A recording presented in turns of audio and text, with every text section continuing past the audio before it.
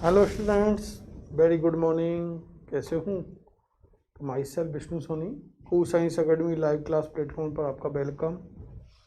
तो ready for, तो हम लोग बेटा लेसन फर्स्ट डिस्कस कर रहे हैं, जिसमें हम लोगों ने लास्ट टॉपिक स्टार्ट किया है types of taxonomy. Clear? Lesson first के अंदर हम लोगों के जो टॉपिक रनिंग चल रहा है बेटा, टाइप्स ऑफ टैक्सोनॉमी। और टाइप्स ऑफ टैक्सोनॉमी के अंदर बेटा हम लोगों ने according to Turrill 3 kinds of taxonomy, alpha taxonomy, beta taxonomy and omega taxonomy discuss कर ली। क्लियर? वो कंसेप्ट आपके क्लियर हुए या नहीं? यस या नो? तो बेटा हम लोग आगे नेक्स्ट टाइप्स ऑफ टैक्सोनॉमी के अंदर बात करते हैं। तो different other types of taxonomy, different other types of taxonomy, जैसे लाइक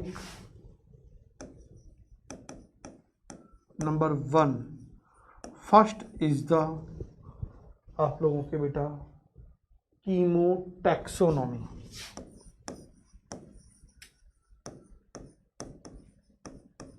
कीमोटैक्सोनॉमी, तो देखो बेटा, कीमो जो वर्ड आया है ये केमिकल्स के लिए आया है, और टैक्सोनॉमी की मीनिंग तो आप लोग जानते हो कि ऑर्गेनिज्म को आइडेंटिफाई करना, नेम प्रोवाइड करना, क्लासिफाइड करना, ये एक्सेट्रा। तो यदि हम लोग बेटा बात करें इस टैक्सोनॉमी की, तो this taxonomy is based on the chemical characters of plants. Clear? कीमोटैक्सोनॉमी क्या है? It is based on the chemical characters of plant. Clear? तो फर्स्ट पॉइंट आप लोग क्या मेंशन करोगे? It is based on chemical characters of plants such as, अब कौन कौन से करेक्टर्स हैं जो प्लांट के अंदर हम लोग देखते हैं बेटा? जैसे यदि हम लोग देखें कि the basic chemical compound use in कीमोटैक्सोनॉमी, तो सच एज, ये आप लोग इस फॉर्म में लिख सकते हो सेकंड पॉइंट बना के ना, डायरेक्ट आप लोग इस तरह से, the basic chemical compounds, the basic chemical compounds used in chemotaxonomy, used in chemotaxonomy are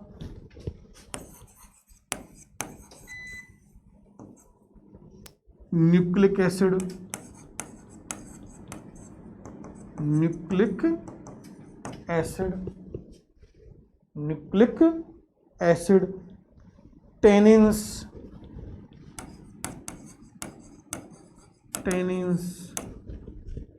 ना, और भी यदि आप लोग देखें तो carotenoids,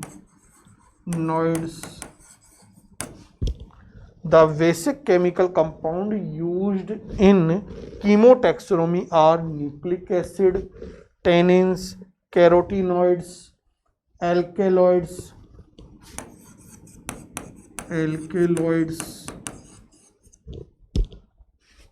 polysaccharides,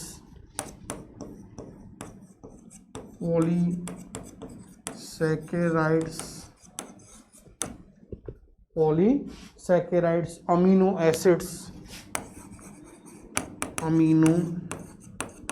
acids, fatty acid, aromatic compounds, aromatic compounds etcetera. इन वेरिएबल केमिकल कंपाउंड्स के ऊपर ये बेस्ड होती है, क्योंकि डिफरेंट प्लांट स्पीसीज के अंदर बेटा different kinds of chemical compound present होते हैं। तो किस प्लांट स्पीसीज के अंदर कौन से केमिकल कंपाउंड प्रेजेंट है और किसी अदर प्लांट स्पीसीज के अंदर कौन से केमिकल कंपाउंड प्रेजेंट है, तो बेटा सिमिलरिटी जो डिसिमिलरिटी बन सकती है ना। मैं सपोज करो अपन लोग इसको समझे ब्रीफली, बहुत अच्छे से इस चीज को अपन लोग समझने का प्रयास करते हैं। 1 सेकेंड।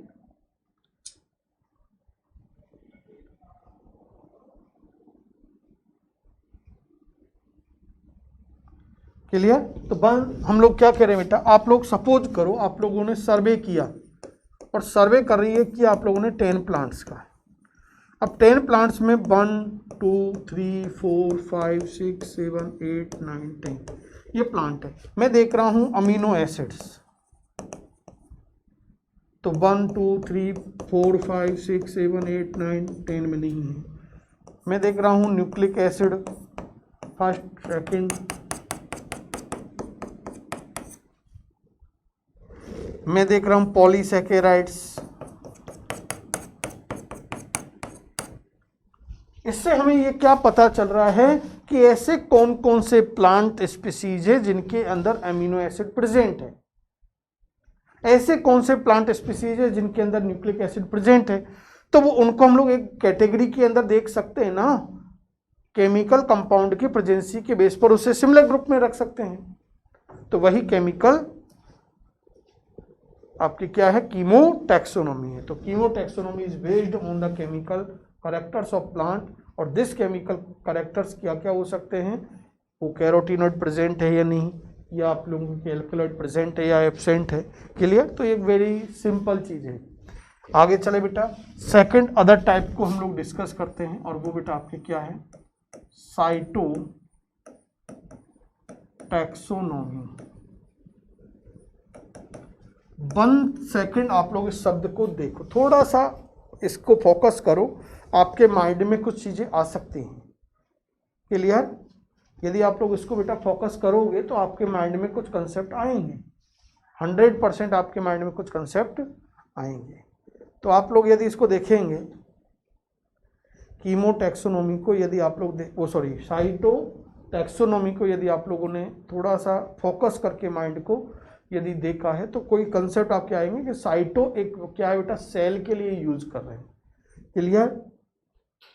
तो ये क्या है बेटा, आपके जो साइटोलॉजिकल कैरेक्टर है प्लांट के, उनके ऊपर बेस्ड होती है। यहां पर प्लांट के साइटोलॉजिकल कैरेक्टर को टैक्सोनॉमिकल स्टडी के लिए क्या किया जाता है, यूज किया जाता है। तो क्या ये हम लोग यूज कर सकते हैं,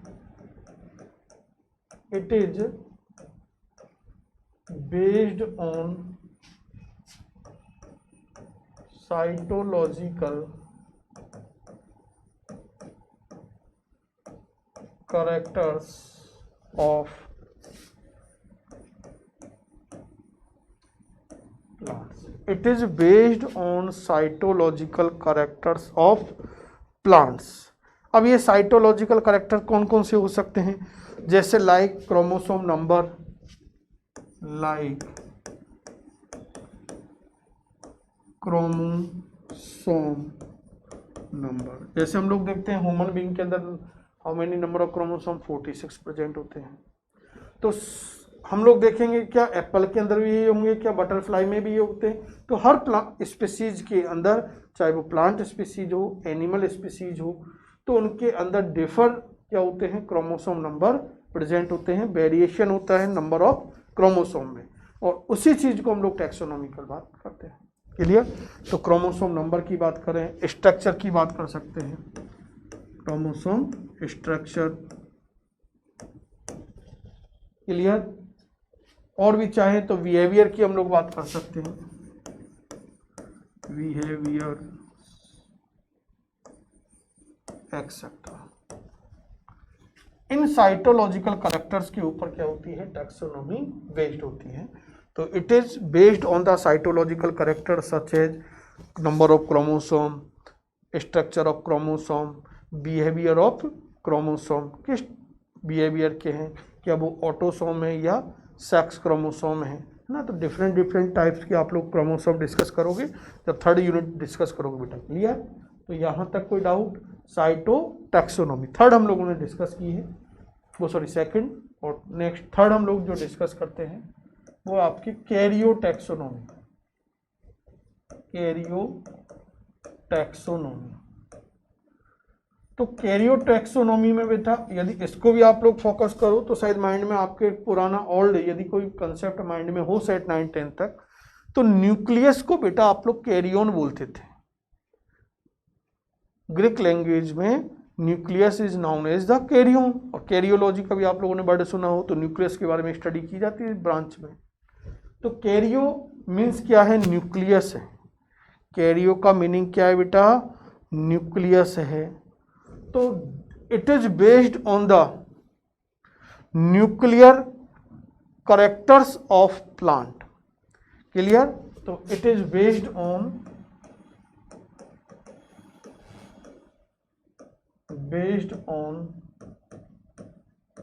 न्यूक्लियर